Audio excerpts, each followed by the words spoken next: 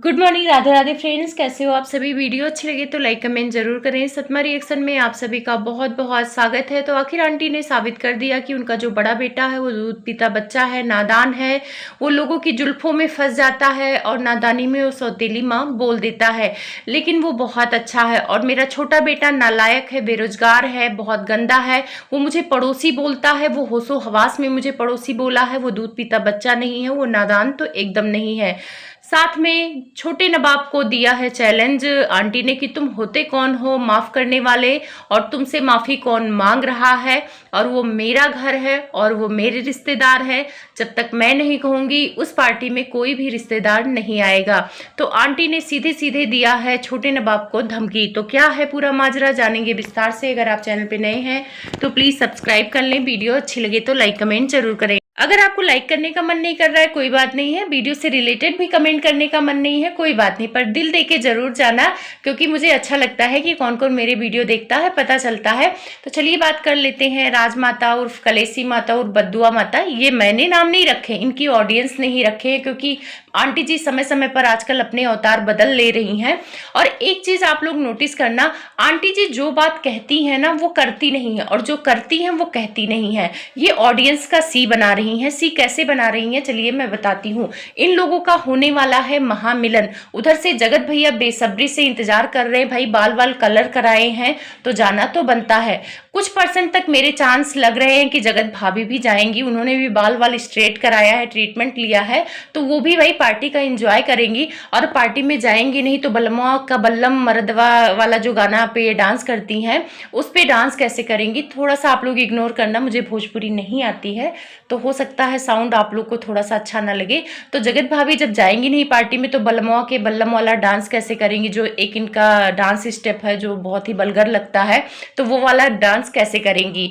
अब यहाँ पे सबको जाना है पार्टी में, कैमरे के पीछे सब कुछ सेट हो गया है, लेकिन कैमरे के सामने अभी ऑडियंस का सी काटा जा रहा है। अब आप लोग सोच रहे होंगे कि मैं ऐसा क्यों बोल रही हूँ कि जब कुछ इनका कैमरे के पीछे सेट हो चुका है तो फिर ये नाटक क्यों कर रहे हैं, आंटी की ऐसी वीडियो क्यों आ रही है? तो देखो भाई, आंटी अपने स्टेटमेंट पे टिकती नहीं है, उनको व्यूज का लग गया है चस्का, और उन्हें पता है कि जिस टॉपिक पर व्यूज आएंगे उसी टॉपिक पर वो वीडियो बनाएंगी। जब ये घर से निकली थी तो ये कहकर निकली थी कि अब कंट्रोवर्सी से कोई मतलब नहीं है, इनका मन उब रहा है, अब ये जा रही हैं बाहर, वहां पे अच्छे अच्छे ब्लॉग डालेंगी, पॉजिटिव ब्लॉग डालेंगी। लेकिन क्या आप लोगों ने देखा कि कोई पॉजिटिव ब्लॉग आ रहा है? आएगा भी नहीं, क्योंकि उसमें व्यूज आएंगे नहीं। एक तो ये छोटू को साथ लेके नहीं गई हैं, तो वैसे बहुत ज्यादा शूट भी नहीं कर पा रही हैं, तो ये बैठ के परपंच वाला वीडियो बनाएंगी नहीं, छोटे बेटे को टारगेट नहीं करेंगी, तो कैसे इनके व्यूज आए? और जब से गई हुई हैं तब से कहीं ना कहीं छोटे बेटे को ये टारगेट कर रही हैं, कभी कमेंट का मुद्दा उठा रही हैं, कभी कुछ उठा रही हैं। अभी ये जो सौतेली वाली बात इसीलिए लोग बोलते थे क्योंकि भाई ये पड़ोसी वाले बात का इतना मुद्दा बना रही है। अभी परसों की वीडियो में बोला है कि लोग मुझे पड़ोसी बोलते हैं, माँ से कोई मतलब नहीं है तो माँ ही क्या करे, माँ क्यों फर्ज निभाए, ये सारा लेक्चर इन्होंने दिया। तो उसी पे लोग बोले कि पड़ोसी तो भी शब्द सही है। आपका बड़ा बेटा सौतेली बोला तो उस बातों से तो आपको इतना फर्क नहीं पड़ा जितना पड़ोसी से पड़ रहा है। तो माता जी सफाई पेश करने आई हैं, क्योंकि इस बार इनको अपने बड़े बेटे बहू को परफेक्ट दिखाना है। तो इनका कहना है कि इनका बड़ा बेटा उस समय नादान था, नादानी में सौतेली बोल दिया था, अभी वो बहुत सही हो गया है, वो ठोकर खाया है और आंटी ने उसकी मदद की है, तो वो अब बहुत अच्छा बेटा बन गया है। एक बात बताओ आंटी, अगर वो ठोकर नहीं खाता, वो सोशल मीडिया पे बदनाम नहीं करते किसी लड़की को और खुद भी बदनाम नहीं होते, तो शायद आप उनकी नजर में अभी भी सौतेली माँ ही होती, क्योंकि आप ही कह रही हैं कि ठोकर लगने के बाद उनको आभास हुआ कि भाई मेरे माँ बाप ही मेरे लिए मायने रखते हैं, वही हमारे दुख सुख में खड़े होंगे। क्योंकि अगर ये सब नहीं होता आंटी, ये 1.5 साल की कंट्रोवर्सी नहीं होती, तो आज भी आप जगत भैया की नजरों में सौतेली ही रहती और बाहर वाले ही उनके लिए इंपॉर्टेंट होते, जगत भाभी के लिए भी बाहर वाले इंपॉर्टेंट होते, बाहर की माँ आंटी जो भी बना के रखा था उन्हीं के पीछे भागती, पार्टियों में जाती, फिर आपका कोई मतलब नहीं रह जाता उनके जिंदगी में। तो शुक्र मनाओ कि जगत दीदी वाली कंट्रोवर्सी हो गई तो आपको इज्जत मिलने लगी, नहीं तो आपको बिल्कुल ही इज्जत नहीं मिलती। आप चाहे कितना भी कह लें कि आपका बेटा अबोध है, और आंटी की नजर में तो बड़ा बेटा बिल्कुल ही अबोध है, दूध पीता बच्चा है। इनका बेटा तो इतना दूध पीता हुआ बच्चा है कि कोई लड़की अगर उसके सामने बाल खोल के आती है तो इनका बेटा उसके प्यार में पागल हो जाता है, उसको तो कुछ होश ही नहीं रहता। सारी गलती लड़की की है कि भाई इस नन्हे मुन्ने बच्चे के सामने बाल खोल के क्यों आए। अब आंटी ये भी बोल दो कि मेरा बेटा पैजामे का ढीला है, किसी भी बाल खुली लड़की को देखता और उसी के पीछे लग जाता, ये भी बोल दो। भाई जो अबोध और दूध पीता बच्चा होगा वो बाल क्यों देखेगा लड़कियों का, वो तो लड़कियों की तरफ देखेगा नहीं। लेकिन आंटी ने कभी भी अपने बेटे की गलती नहीं दी है, वो दूसरों की गलती देती हैं, और यही सेम चीज जगत भाभी ने भी किया है, दूसरों पे थोपा है गलती की, दूसरों की वजह से बच्चा नहीं हो रहा है, जबकि इनके मियां बीबी में खुद में कमी है, वो चीजें नहीं देख रहे हैं। अपनी कमी को छुपाने के लिए दूसरों पे ये लोग अपनी कमी का ठीकरा फोड़ते हैं। तो आंटी आजकल बहुत खुश नजर आ रही हैं, उनको लग रहा है कि बहुत प्यार मिल रहा है। वो कह रही थी कि सोशल मीडिया पे बहुत प्यार कर रहे हो लोग, आप मेरी बातों को आप समझ रहे हो। तो आंटी आपके बातों को लोग नहीं समझ रहे हैं, आपके कंट्रोवर्सी का तमाशा देखने लोग जा रहे हैं, और आपने भी अपने कमेंट को अब कर दिया है फिल्टर। निगेटिव कमेंट्स नहीं दिख रहे हैं, और सबसे ज्यादा निगेटिव कमेंट्स आपके ही वीडियो पर दिखते थे, लेकिन अभी लग रहा है कि बेंगलोर वाली जिज्जी ने फिल्टर कर दिया है। तो अब आपको आंटी के कमेंट में निगेटिव कमेंट्स नहीं दिखेंगे। तो आंटी बहुत खुश हो रही हैं, उनको लग रहा है कि 70-80 हजार आ रहे हैं लोग उनको प्यार कर रहे हैं। तो भाई प्यार करने नहीं जा रहे, आप अपने छोटे बेटे को टारगेट कर रही हैं, तो लोग तमाशा देखने जा रहे हैं, और आप जानबूझ के तमाशा दिखा भी रही हैं, क्योंकि आपको पता है कि नॉर्मल ब्लॉग डालेंगी तो आपका कोई देखने नहीं जाएगा। आपने वो डाला है ना नहाते हुए समुद्र में, उस पे कितने व्यूज आ गए हैं, लेकिन उसमें तड़का लगा दिया है आपने तो इसी से अच्छा खासा व्यूज आ गया है। तो आंटी व्यूज का खेल समझ चुकी हैं, और ये कंट्रोवर्सी अब ये ज्यादा से ज्यादा खींचने की कोशिश करेंगी। वैसे महामिलन होगा, सब कुछ सही है, लेकिन नाटक आंटी का शुरू है।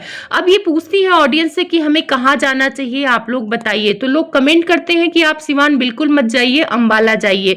तो आंटी मेरा भी कहना है कि आप अंबाला चली ही जाइए, और 2-4-6 महीना अपना सेवा करा के आ जाइए अपनी बड़ी बहू का, तो आपका भी खुमार टूट जाएगा कि बड़ी बहू आपकी कितनी सेवा कर देती है, और आपको अंबाला में कितना सुख हो जाता है।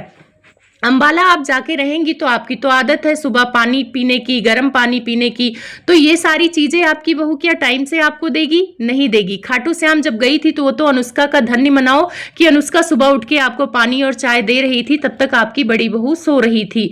तो जो लोग कह रहे हैं कि जाओ वहां पे आप बहुत खुश रहोगी, आंटी तो खुश रह सकती हैं, पर जगत भाभी बेचारी दुखी हो जाएंगी, उनकी आजादी छिन जाएगी कि भाई किसी तरह से तो मैंने सिवान से पीछा छुड़ाया, वहां काम करना पड़ता था, और फिर सास की जिम्मेदारी फिर आ गई मेरे सिर पे, अंबाला भी आके बैठ गई।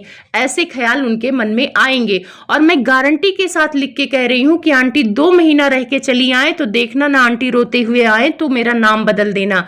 आप लोग को याद होगा वेडिंग एनिवर्सरी के टाइम पे गई हुई थी आंटी, रो के वापस आई थी। वैसे नाम तो छोटे बेटे का लगाया था, लेकिन परेशान ये अपने बड़े बेटे से हुई थी, क्योंकि दोनों बेटे बहू इनको छोड़कर चले गए थे वहां सिंगर भैया के शादी में।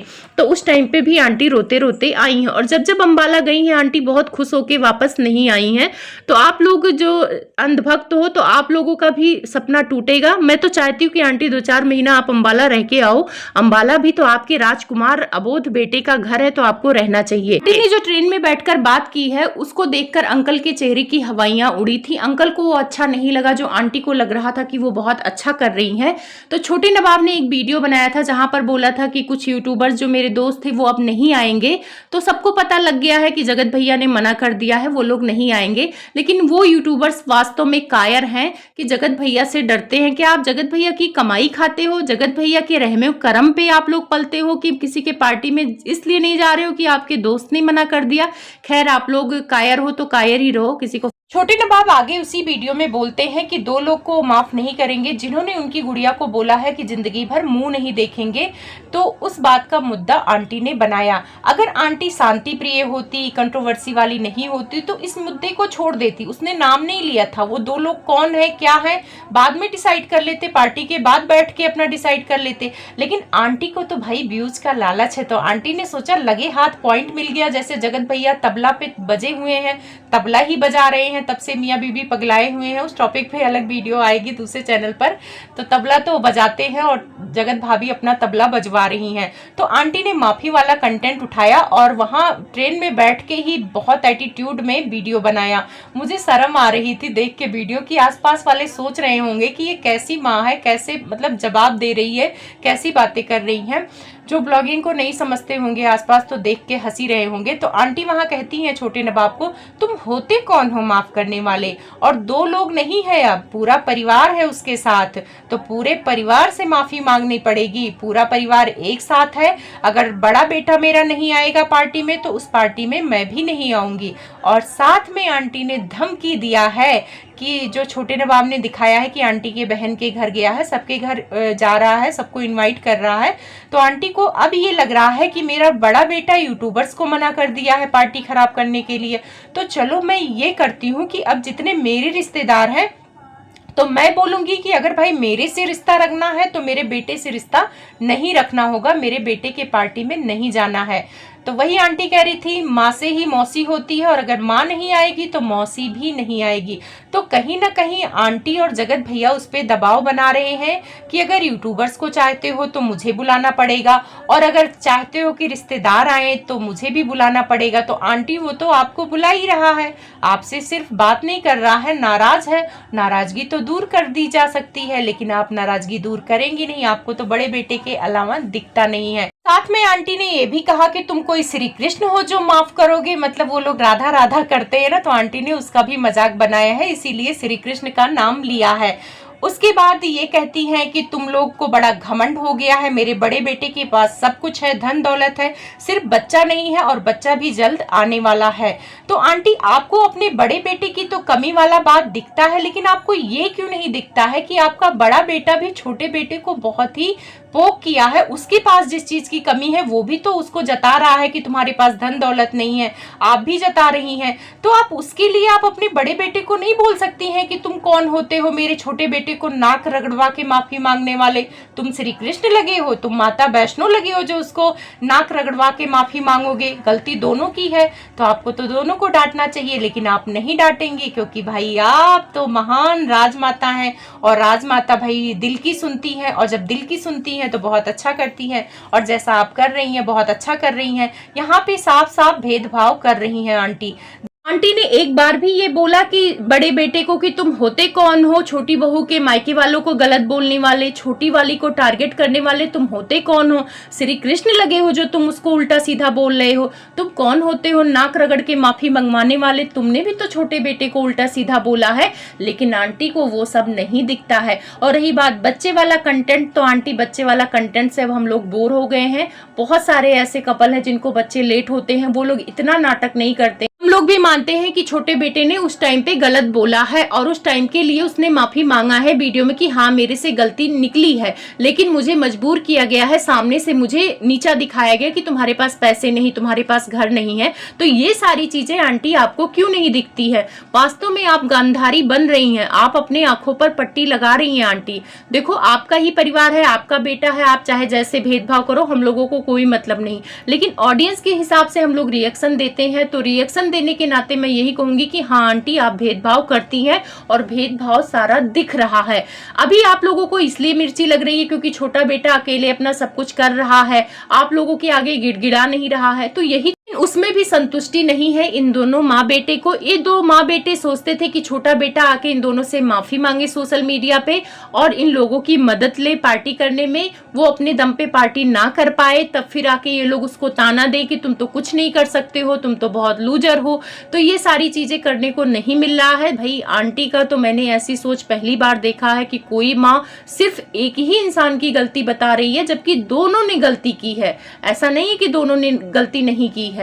उस आंटी तो सी काटती है ऑडियंस का। इनको जाना है सीमान, टिकट उकट हो चुका है और ट्रेन में जब ये सारी बातें कर रही थी कि तुम होते कौन हो, तो अंकल बेचारे परेशान हो रहे थे, चेहरे से ही लग रहा था कि भाई मेरी बीवी तो कुछ ना कुछ कांड करा के रहेगी घर में, दोनों भाइयों में कत्लेआम मचवा के रहेगी। ऐसा मतलब मुखिया हो घर का तो उस घर में तो लड़ाई झगड़ा होगा ही। यही वजह था कि पहले छोटे बेटे को ये बहुत ज्यादा सह देती थी बड़े बेटे को गिराने के लिए, अभी बड़े बेटे को सह दे रही है छोटे बेटे को गिराने के लिए। तो आंटी कभी बराबर बराबर तराजू में दोनों बेटों को नहीं तौली है। इसी वजह से इनके दोनों बेटों में कभी प्रेम भाव रहा ही नहीं है। और जो लोग कह रहे हैं कि छोटा नवाब बच्ची होने से घमंड कर रहा है, वो बच्ची को छूने नहीं दे रहा है, प्यार करने नहीं दे रहा है, उसने तो बोला है कि आप मेरी बच्ची को प्यार करो, दुलार करो, कैमरे के पीछे करो। तो क्यों नहीं आंटी और जगत भैया कैमरे के पीछे उससे प्यार कर पा रहे हैं? आप लोग यही बात समझो कि इनको उस बच्ची से प्यार नहीं है, उस बच्ची को दिखा के डॉलर कमाने से प्यार है। जो इंसान रियल में वीडियो नहीं बनाता है, क्या वो अपने नाती पोतों से प्यार नहीं करता है? वो कैमरा ऑन करके ही प्यार करता है। लेकिन यहाँ पे मुद्दा कैमरा ऑन करके प्यार करने का है और कैमरा ऑन करके वो करने नहीं दे रहा है, तो इसी वजह से उससे लोग बदला ले रहे हैं। अब सोचो ये कैसी दादी है, वो कैसे बड़के पप्पा बड़की मम्मी है कि कैमरा ऑन नहीं करेंगे तो भाई प्यार हम तुम्हारी बेटी से नहीं जताएंगे। तो यहाँ पे प्यार कहाँ है? यहाँ पे लेन देन है। उस बेटी का सौदा किया जा रहा है, उस नवजात बच्ची का सौदा कर रहे हैं, आंटी भी कर रही हैं और जगत भैया भी कर रहे हैं कि अगर उसको दिखाने दोगे तब तो तुम भाई शांति से रह सकते हो इस घर में, अगर उसको नहीं दिखाने दोगे तो वो हमारे लिए कुछ भी नहीं है, उस बच्चे से हमें कोई मतलब ही नहीं है। तो यही चीजें चल रही है इनके घर में। बाकी आप लोग तो आंटी का रूप बदलते हुए देख ही रहे हैं। मैं मिलूंगी आपसे नई वीडियो में, तब तक के लिए बहुत सारा प्यार।